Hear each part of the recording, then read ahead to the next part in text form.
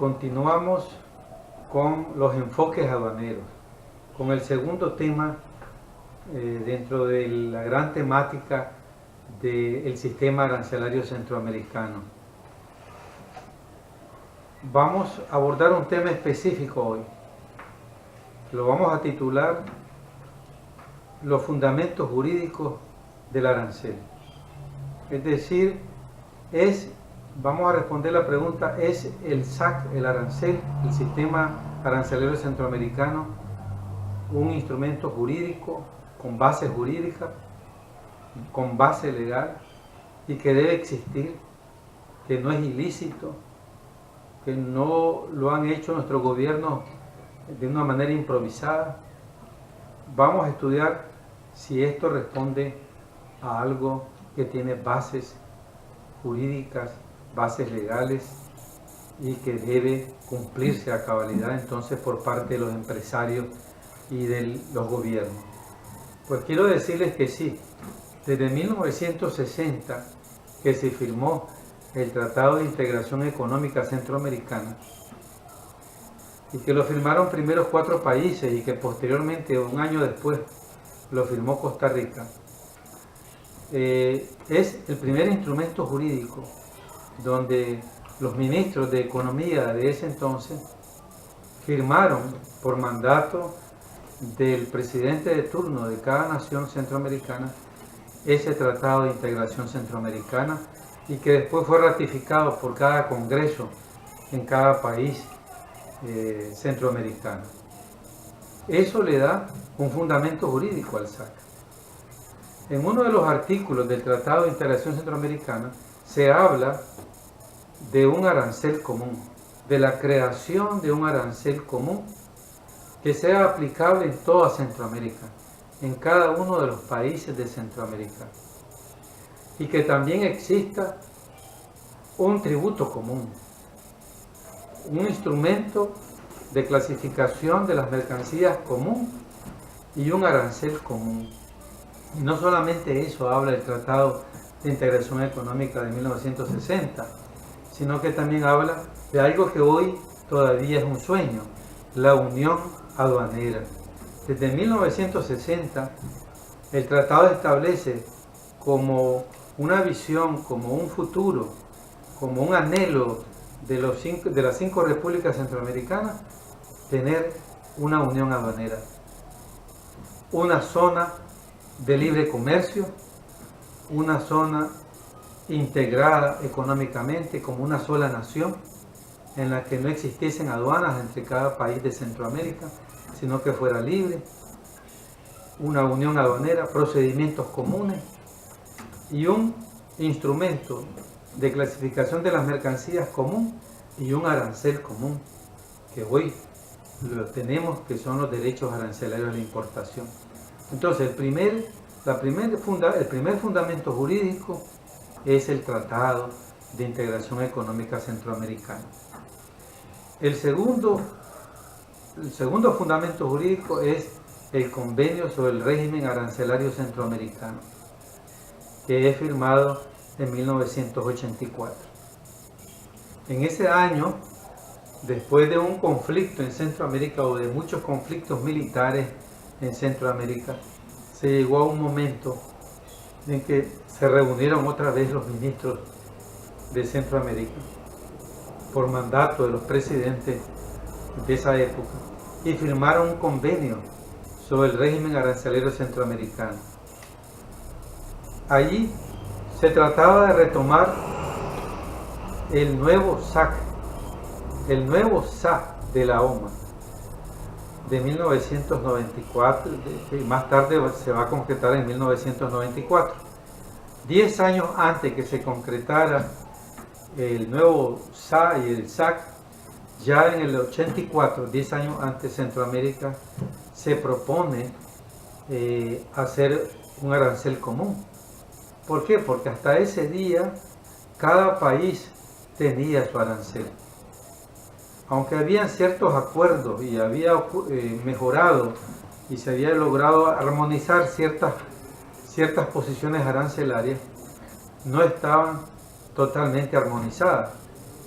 los conflictos que se habían dado en las décadas anteriores lo habían impedido.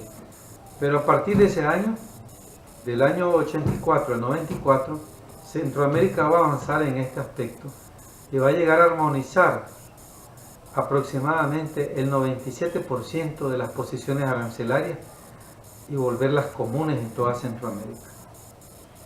Solo queda como un 3% hoy que no está armonizado. Pero eso es un avance en relación al arancel. Hoy todavía está pendiente en la agenda la unión aduanera, está pendiente una real integración centroamericana, económica y aduanera, que pasa por el tamiz de la voluntad política de los presidentes de turno. Se van a consagrar los presidentes que logren la unión aduanera y una verdadera integración a través de una sola moneda centroamericana, como se enseñó en esa época, porque el tratado también contemplaba una sola moneda en Centroamérica. Desde 1960 que firmamos ese tratado, hemos soñado con una sola moneda centroamericana que está ahí escrito en el tratado y manda a crearse, que es el peso centroamericano. Pero hasta el día de hoy, Guatemala tiene el quetzal, El Salvador ni moneda tiene, corre el dólar, Nicaragua el córdoba, Costa Rica el colón y Panamá el balboa, pero que no corre, sino que corre el dólar. De tal manera que esa aspiración de 1960 tampoco se logró. La moneda común, una integración económica total, un arancel común que tiene sus diferencias todavía, mínimas pero la tiene, una unión aduanera completa, que significa unificar la tributación en Centroamérica, no se ha logrado. O sea, hemos logrado poco en relación a lo que se escribió en el tratado.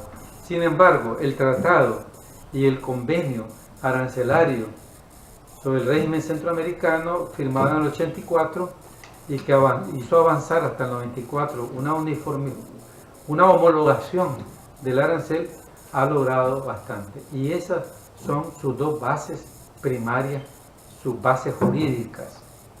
Por ningún lado de esos dos instrumentos jurídicos se habla que es tributo aduanero el IVA, ni el ISC, ni otro impuesto que tenga ningún país centroamericano.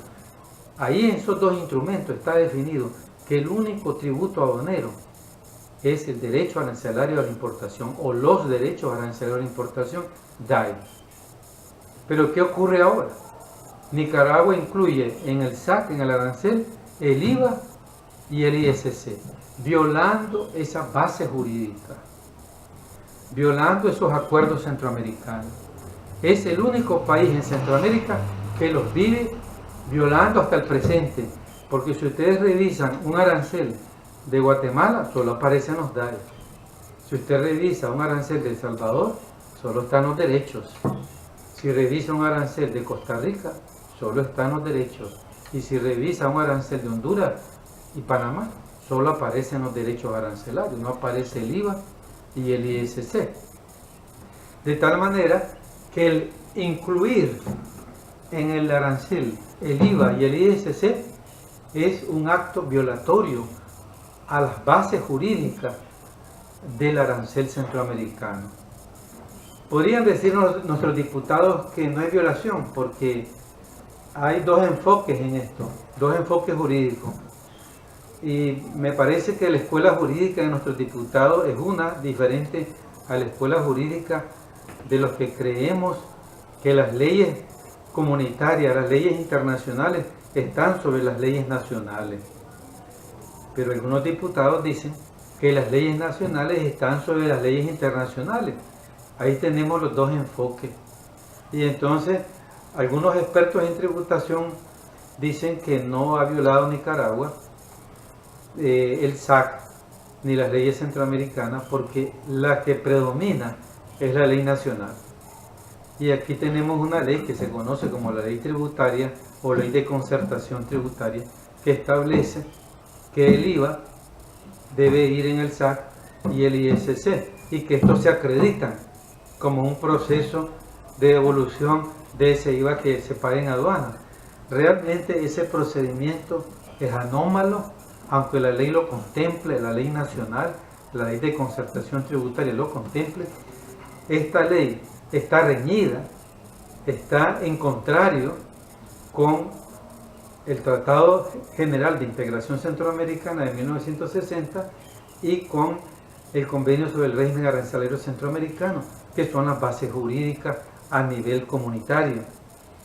Entonces, no hay una armonía jurídica entre nuestra ley tributaria nacional, que es la ley de concertación tributaria, y las leyes comunitarias a nivel internacional.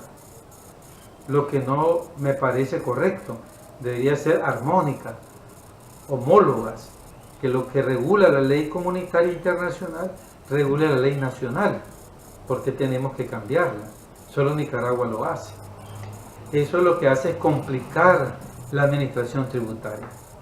Eso lo que hace es complicar los procedimientos aduaneros a los empresarios de Nicaragua. Debemos corregir y ajustar nuestra ley aduanera y ley tributaria nacional con la ley comunitaria centroamericana, como lo han hecho nuestros hermanos centroamericanos, que de un inicio respetan las bases jurídicas del SAC, del arancel. Muchas gracias, saludos a todos, nos vemos en el próximo tema, que hablaremos de la estructura del SAC.